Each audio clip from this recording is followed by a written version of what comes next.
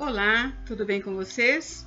Hoje, dia 321 da nossa leitura da palavra em ordem cronológica, nós vamos ler os capítulos 4 ao 6 do livro de Atos. Vamos à leitura? Capítulo 4. Pedro e João diante do Sinédrio.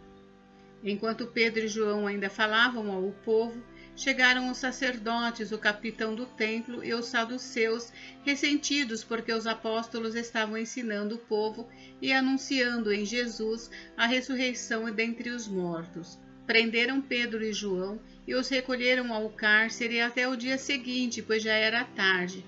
Porém, muitos dos que ouviram a palavra creram, subindo o número desses homens a quase 5.000.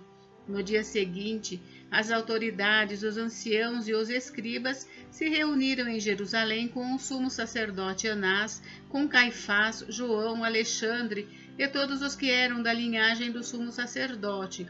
E colocando os apóstolos diante deles, perguntaram: com que poder ou em nome de quem vocês fizeram isso?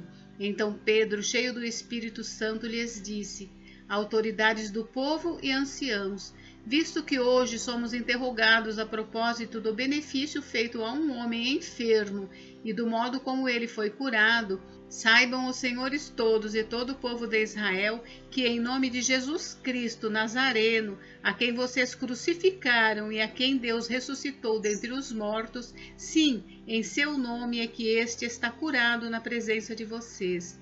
Este Jesus é a pedra que vocês, os construtores, rejeitaram, mas ele veio a ser a pedra angular.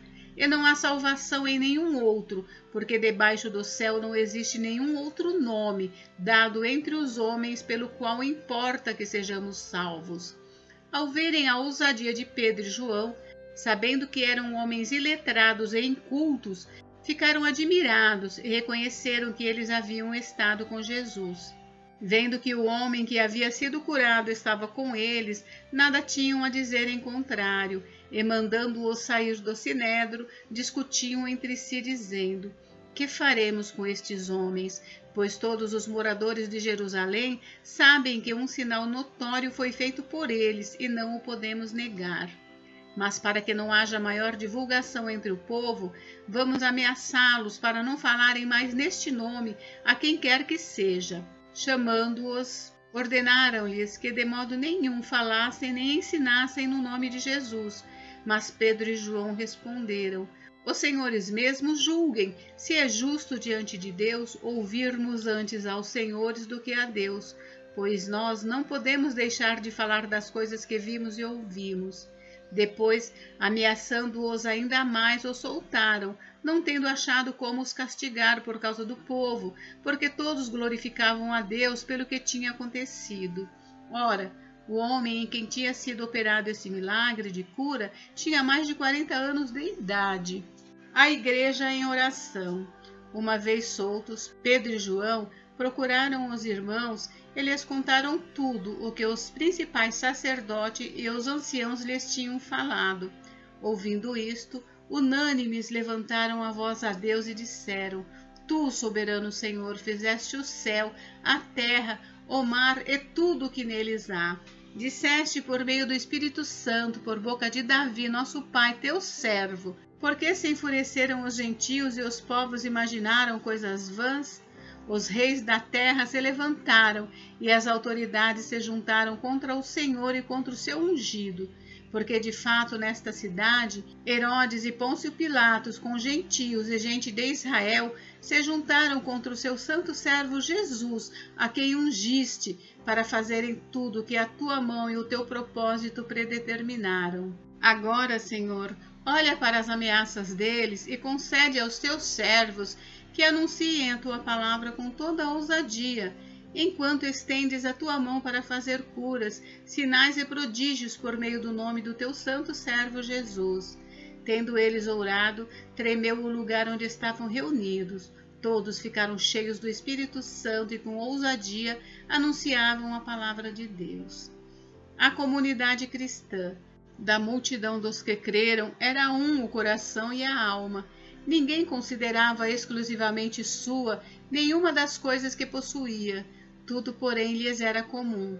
Com grande poder, os apóstolos davam testemunho da ressurreição do Senhor Jesus, e em todos eles havia abundante graça. Não havia nenhum necessitado entre eles, porque os que possuíam terras ou casas, vendendo-as, traziam os valores correspondentes e os depositavam aos pés dos apóstolos. Então se distribuía a cada um conforme a sua necessidade. A oferta de Barnabé. Então José, a quem os apóstolos chamavam de Barnabé, que quer dizer filho da consolação, um levita natural de Chipre, vendeu um campo que possuía, trouxe o dinheiro e o depositou aos pés dos apóstolos. Capítulo 5. Ananias e Safira. Entretanto, certo homem chamado Ananias, com sua mulher Safira, vendeu uma propriedade, mas reteve uma parte do dinheiro, e Safira estava ciente disso. Levando o restante, depositou-o aos pés dos apóstolos. Então Pedro disse: Ananias, por que você permitiu que Satanás enchesse o seu coração para que você mentisse ao Espírito Santo, retendo parte do valor do campo? Não é verdade que, conservando a propriedade, seria sua, e depois de vendida, o dinheiro não estaria em seu poder? Por que você decidiu fazer uma coisa dessas? Você não mentiu para os homens, mas para Deus. Ouvindo estas palavras, Ananias caiu morto, e sobreveio grande temor a todos os que souberam do que tinha acontecido. Levantando-se os moços, cobriram o corpo de Ananias e, levando-o para fora, o sepultaram. Quase 3 horas depois, entrou a mulher de Ananias, sem saber o que lhe tinha acontecido. Então Pedro, dirigindo-se a ela, perguntou: Diga-me, foi por este valor que vocês venderam aquela terra? Ela respondeu: Sim, foi por este valor. Então Pedro disse: Por que vocês entraram em acordo para tentar o Espírito do Senhor? Eis aí a porta aos pés dos que sepultaram seu marido, e eles levarão você também. No mesmo instante, ela caiu aos pés de Pedro e morreu. Entrando os moços, viram que ela estava morta, e levando-a, sepultaram-na ao lado do marido. E sobreveio grande temor a toda a igreja e a todos aqueles que ouviram falar desses acontecimentos. Sinais e prodígios.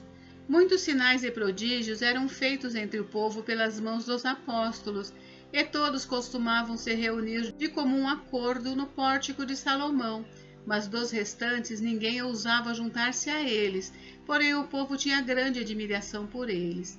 E aumentava sempre mais o número de crentes no Senhor, uma multidão de homens e mulheres, a ponto de levarem os enfermos até pelas ruas e os colocarem sobre leitos e macas, para que ao passar Pedro, ao menos a sua sombra se projetasse sobre alguns deles.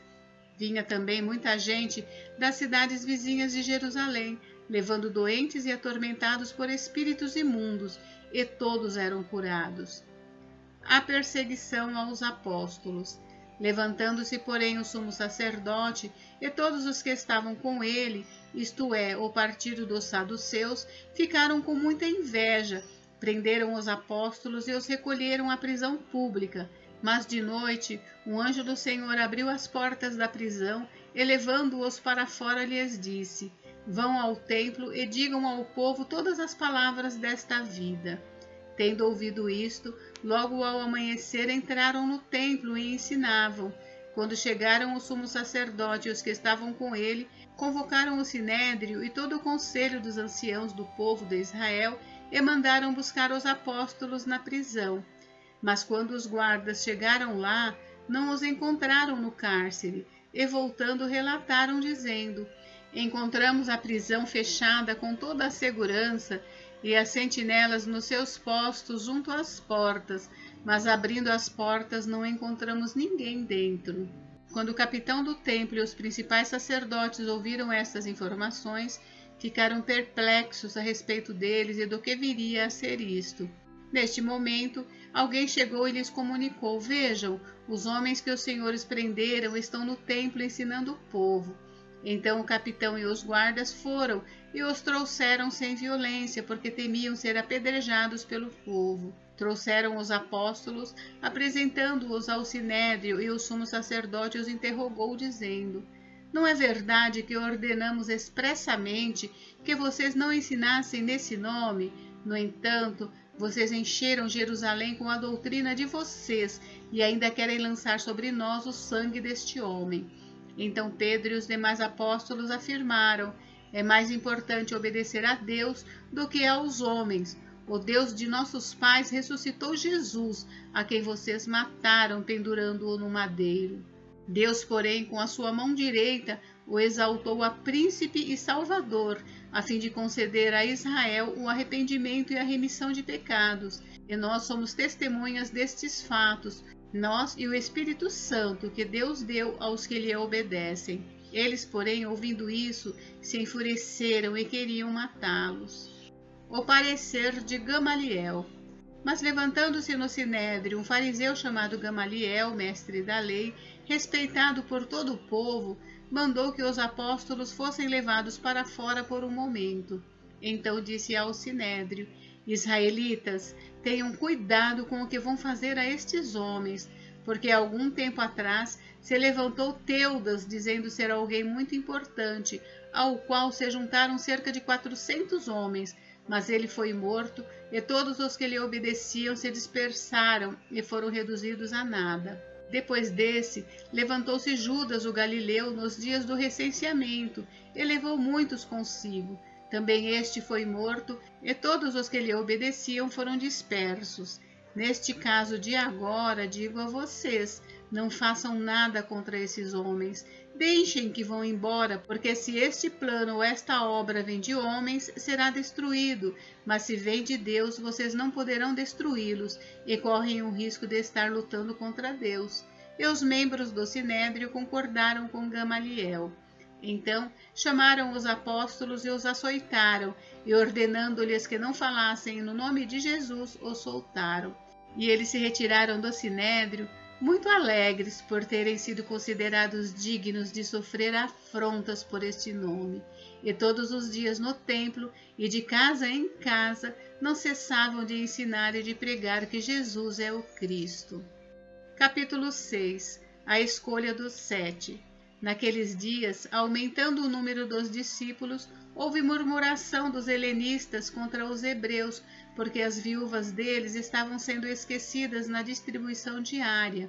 Então os 12 convocaram a comunidade dos discípulos e disseram: não é correto que nós abandonemos a palavra de Deus para servir às mesas. Por isso, irmãos, escolham entre vocês 7 homens de boa reputação, cheios do espírito de sabedoria, para os encarregarmos desse serviço. Quanto a nós, nos consagraremos à oração e ao ministério da palavra. O parecer agradou a todos. Então elegeram Estevão, homem cheio de fé e do Espírito Santo, Filipe, Prócoro, Nicanor, Timão, Pármenas e Nicolau, prosélito de Antioquia.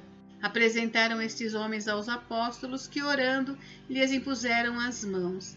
A palavra de Deus crescia, e em Jerusalém o número dos discípulos aumentava. Também um grande grupo de sacerdotes obedecia à fé. Estevão diante do sinédrio. Estevão, cheio de graça e de poder, fazia prodígios e grandes sinais entre o povo.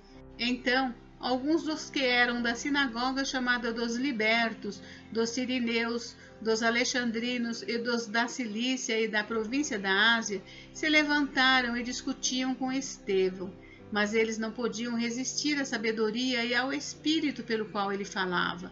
Então subornaram alguns homens para que dissessem: ouvimos este homem proferir blasfêmias contra Moisés e contra Deus. Atiçaram o povo, os anciãos e os escribas, e investindo contra Estevão, o agarraram e levaram ao sinédrio. Apresentaram testemunhas falsas que disseram: este homem não para de falar contra o lugar santo e contra a lei. Nós o ouvimos dizer que este Jesus, o Nazareno, destruirá este lugar e mudará os costumes que Moisés nos deu. Todos os que estavam sentados no sinédrio, fitando os olhos de Estevão, viram o seu rosto como se fosse rosto de anjo. Gente, encerramos por hoje, mas amanhã tem mais. Fiquem com Deus, Deus abençoe vocês. Até amanhã.